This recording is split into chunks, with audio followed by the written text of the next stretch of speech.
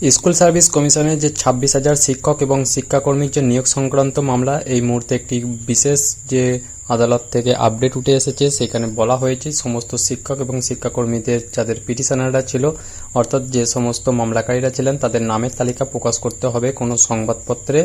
বা সংবাদ মাধ্যমে। তো সেই সূত্রে আজকে যে বিশেষ খবরটি উঠে আসছে সেটি হচ্ছে কলকাতা হাইকোর্ট থেকে সেই সমস্ত মামলার জন্য শিক্ষক এবং শিক্ষাকর্মীদের নামসহ বিজ্ঞাপন বের করার জন্য সংবাদ মাধ্যমকে নির্দেশ দেওয়া হয়েছে এবং পিটিশনারদের বিস্তারিত তথ্য দেওয়া হয়েছে সেই তালিকা। সংবাদপত্রে এসএলপি পিটিশনারদের নাম যারা আছেন তাদের নাম এখানে প্রকাশ করা হয়েছে। কমপক্ষে প্রায় 2000 থেকে 2100 জন মতো সেই পিটিশনারদের নামের তালিকা তুলে ধরা হয়েছে সেই সংবাদ মাধ্যমে এবং সংবাদপত্রেও। এর পাশাপাশি নিয়োগে অনিয়ম নিয়ে যে তথ্য সেটিও কিন্তু তুলে ধরা হয়েছে। এছাড়া বিজ্ঞপ্তিতে বলা হয়েছে যে 16 এবং 15 সেপ্টেম্বর 2022 তারিখের পঙ্কজ বানসাল নামে যে নাইসার কমিউনিকেশন প্রাইভেট লিমিটেডের একজন প্রাক্তন কর্মচারী বাসা থেকে 3টি হার্ড ডিস্ক উদ্ধার করা হয়েছিল সিবিআই তরফ থেকে। তদন্তের সময় তথ্য, ফাইল, ডাটা এবং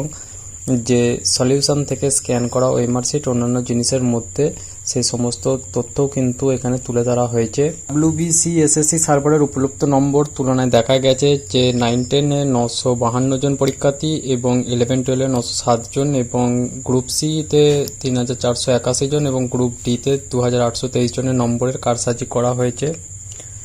সেই নিয়ে যে তথ্য এই মুহূর্তে উঠে এসেছে এবং সিবিআই যে রিপোর্ট, সেই রিপোর্টের যে ইঙ্গিত, সেই সমস্ত নিয়ে যে হাইকোর্টের যে নির্দেশ দিয়েছে, সেখানে কিন্তু যে মামলাটি এতদিন ধরে চলছিল 50 দিন ধরে, তো 50 দিনের মাথায় একটি বিশেষ গুরুত্বপূর্ণ যে মোড় নিয়েছে এই মামলাটি, যেখানে সমগ্র যে নিয়োগ প্রক্রিয়ার মাধ্যমে নবম, দশম, গ্রুপ সি, গ্রুপ ডি যে সমস্ত চাকরি প্রার্থীরা ছিলেন তাদের যে এসএলপির মাধ্যমে যে